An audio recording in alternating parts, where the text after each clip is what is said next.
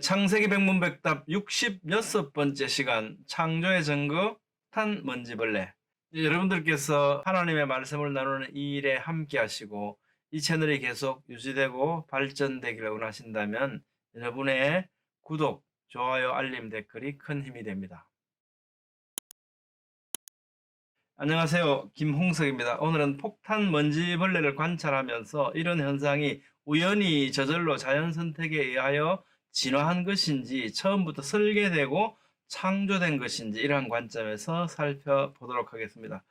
폭탄 먼지벌레는 여러 가지 이름을 갖고 있습니다. 폭격수 딱정벌레라고도 하고 폭탄 딱정벌레라고 하는데요. 폭탄이 붙은 것은 폭탄을 발사한다는 의미고요. 특히 먼지라는 이름은 이게 여름밤에 보면 얘가 바닥에서 먼지 나도록 빨리 다닌대요. 그래서 먼지라는 재미있는 이름이 붙었다고 합니다.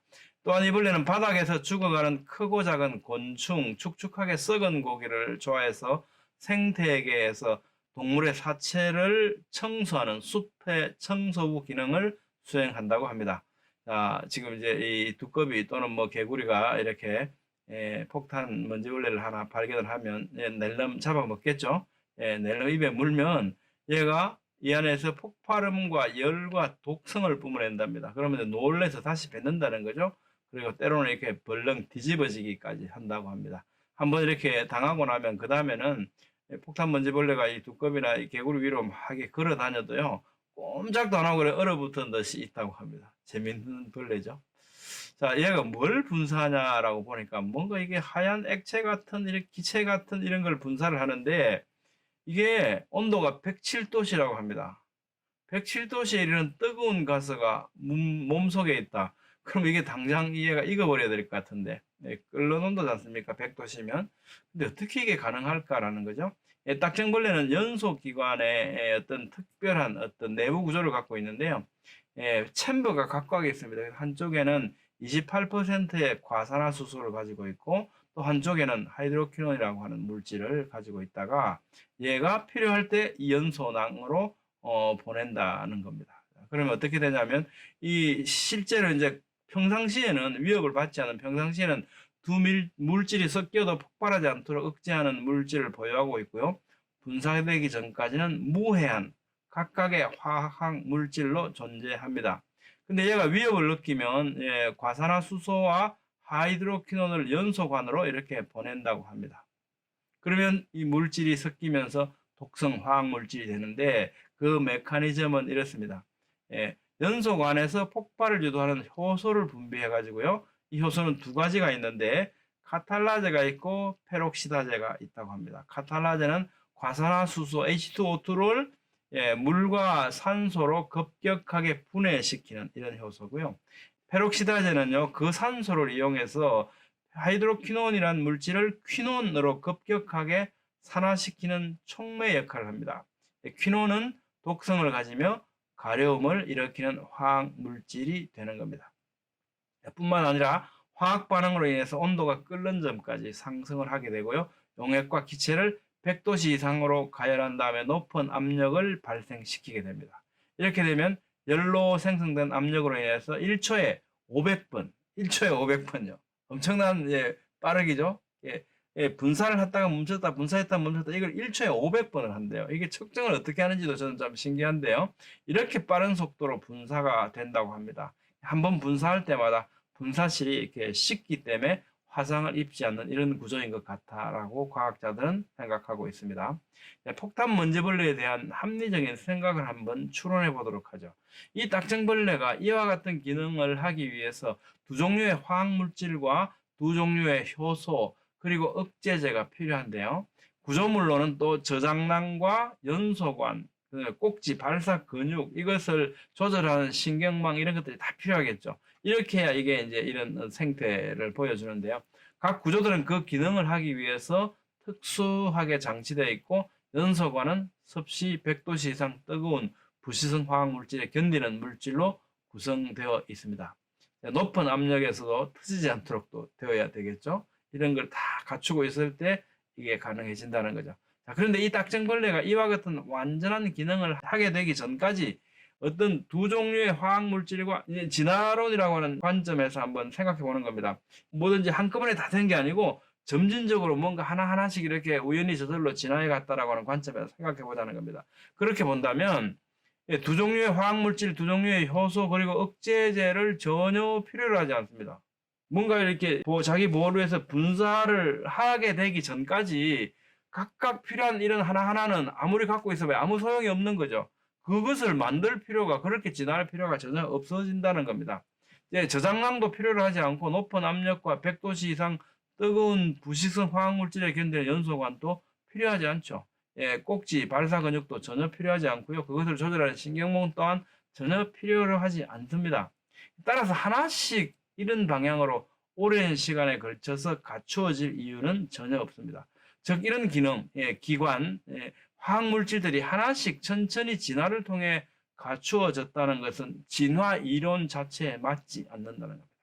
왜냐하면 이런 현상을요, 진화론을 설명해 본다면 우선 딱정벌레가 우연히 두 종류의 화학물질, 하이드로키논과 과산화수소를 만들어냈다는 건데, 그렇게 될 경우 이 두 물질은 뭔 유익을 주는 거 아무것도 없고요. 곧 반응해서 이렇게 내장기관에 상처만 주고 만다는 겁니다.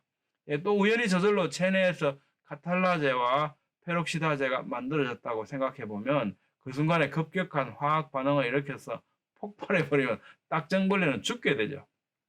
이런 각각의 기능과 기관이 완전한 모습을 갖추기 전까지는 각각의 기능과 기관은 아무런 필요가 없고 오히려 자신을 해하게 되기 때문에 자연 선택적으로 하나씩 천천히 이렇게 진화하는 것은 진화 이론에 맞지 않다는 겁니다. 거꾸로 돌아갈 수 없다는 거죠. 하나씩 하나씩. 그래서 이제 이걸 환원 불가능한 복잡성이라고 이렇게 말하기도 합니다. 따라서 폭탄 먼지벌레는 처음부터 이 모든 구조와 기능을 완전히 갖춘 모습으로 생태계에 기능하도록 설계되고 창조되어서 유전 법칙에 따라 그 특징들이 후세에 전달되고 현재까지 번식되어 왔다 하는 생각이 훨씬 더 합리적이라는 겁니다. 폭탄 먼지벌레의 생태를 관찰해 보면 모든 기능들과 기관들이 완벽하게 작동하도록 처음부터 완전한 상태로 시작되어야만 한다는 것을 우리는 알 수 있고요. 그렇다면 결론적으로 폭탄 먼지벌레의 생태를 관찰했을 때 이는 곧 하나님께서 처음부터 각기 종류대로 생물들을 창조하셨고 보시기에 좋았더라 하는 말씀대로 처음부터 완전하게 기능하도록 창조하셨음을 지지하는 증거가 될 수 있지 않겠는가라는 겁니다. 또 성경에 기록된 불을 뿜는 동물이 나오는데요. 이게 폭탄 먼지벌레하고 우리가 연관성을 가지면 이해하는 데 굉장히 도움이 되는 것 같습니다. 욥기 41장에 보면 내가 낚시로 리오야단을 끌어낼 수 있겠느냐, 그것의 입에서는 횃불이 나오고 불꽃이 튀어나오며 그의 입김은 숯불을 지피며 그의 입은 불길을 뿜는구나, 세상은 그것과 비할 것이 없다, 이렇게 하나님께서 막 욥에게 그 동물을 자랑하다시피 막 말씀하시거든요. 자, 이 말씀을 얼핏 판단하게 되면 이것은 사실이 아니고 그래서 성경에 오류가 있다 또는 꾸며진 이야기다, 설화, 신화로 이해하려고 할 수도 있을 겁니다. 동물이 어떻게 불을 뿜냐는 거죠. 불이 동물 속에서 불이 동물이 익어버리고 타버리는데 어떻게 불이 속에 있을 수 있냐라고 생각할 수 있게 되는 거죠. 그러나 꼭 그렇게 생각할 필요는 없는 것 같습니다. 리오야단이라고 하는 동물 속에서 불이 뿜어져 나오는 이 원리를 우리가 방금 살펴봤던 폭탄 먼지벌레하고 한번 생각해 보면요. 또 우리가 생활 주변에서도 마찬가지입니다. 이런 뭐 블루스타라 그럽니까? 이런 거 블루스타, 그죠? 그리고 이런 화염방사기지 않습니까? 화염방사기 안에 불이 들어있습니까? 아닙니다. 이게 뿜어져 나오면 불이 되는 거죠. 화학 반응을 일으키고. 블루스타 안에 불이 들어있는 거 아니죠? 프로판 가스가 있는데 이 나오면서 불이 되잖아요. 폭탄 먼지벌레 안에도 이런 뜨거운 107도씨의 이런 기체가 있는 것이 아니고 이게 어떻게 해요? 폭발량을 통해서 나오면서 이런 온도가 형성되는 거거든요. 그래서 리오야단은 폭탄벌레가 107도씨에 104도씨, 107도씨라고 합니다. 이제 측정하는 사람마다 약간씩 차이가 있는데요. 이런 뜨거운 가스를 뿜어낼 수 있는 구조와 유사한 원리로 불길을 뿜어낼 수 있었을 것으로 추정해 볼 수 있죠. 그러니까 이 리오야단은 사실 그대로의 동물이었다라고 우리는 충분히 생각해 볼 수 있다는 겁니다. 자, 성경에서뿐만 아니고요. 이집트, 바벨론, 가나안, 중국, 일본, 멕시코, 페루, 우리나라에도 불을 뿜는 짐승, 동물에 대한 이야기들이 전래되고 있죠. 우리가 뭐 용가리, 그죠? 용가리 있습니다. 용가리. 뭐 이렇게 용가리, 그죠? 과자도 만들고요. 애니메이션도 만들고 이렇습니다. 또 언젠가 우리 그 뭐 냉장고 선전하는데 황관에 보고 엄마 나 이거 갖고 싶다 이러면서 그림 기억나시죠? 뭔가 불을 뿜는 어떤 짐승 이런 것에 대한 전례를 우리는 갖고 있습니다.